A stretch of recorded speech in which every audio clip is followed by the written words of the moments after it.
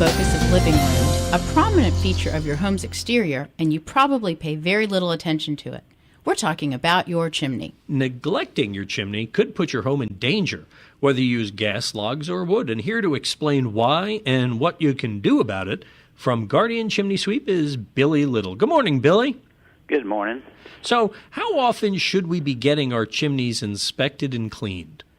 If you use your fireplace, you're supposed to get it checked, inspected, and cleaned annually. But how many people do you really think do that? Very few. Yeah. Do they wait till it's smoking all over the place, or it's black inside? Yeah, it's not working properly is when they start calling, but you really need to get it checked and cleaned every year. The National Fire Protection Agency recommends that.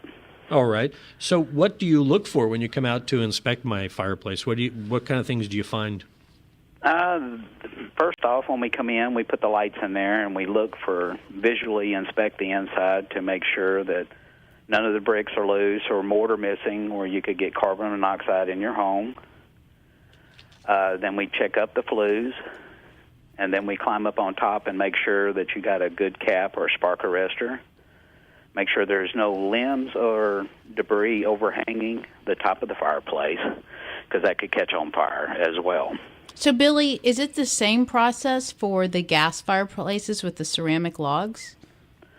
You need to get those checked as well. They do put off a little bit of carbon, but you still have to go through the same process of making sure that all the bricks are fine and nothing's blocking up top as well. And plus, you need to make sure there's no gas leaks. We generally clean it from the bottom, unlike the Mary Poppins show. They're jumping from roof to roof. With an umbrella, right? Yes, I wish it was that easy.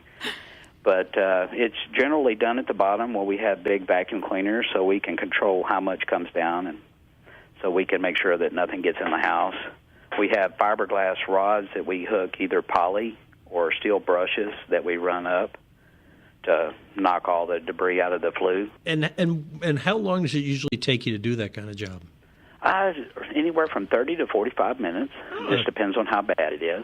How much does it cost? It ranges in prices from, different companies. It could range from anywhere from $95 to $160. Does it have anything to do with how high your chimney is? No, sir. And you do dryer vents too, right? Yes, sir, and those are just as important to clean. There's just as many fires in a dryer vents as there is fireplaces, actually. So in terms of making sure we don't generate our own fire issue with the fireplace, what kind of things can we do to use our fireplace more safely? Generally, when you first start a fire, or before you do that, you just visually inspect and see how the bricks are in there, make sure they're not loose, make sure you open your damper up.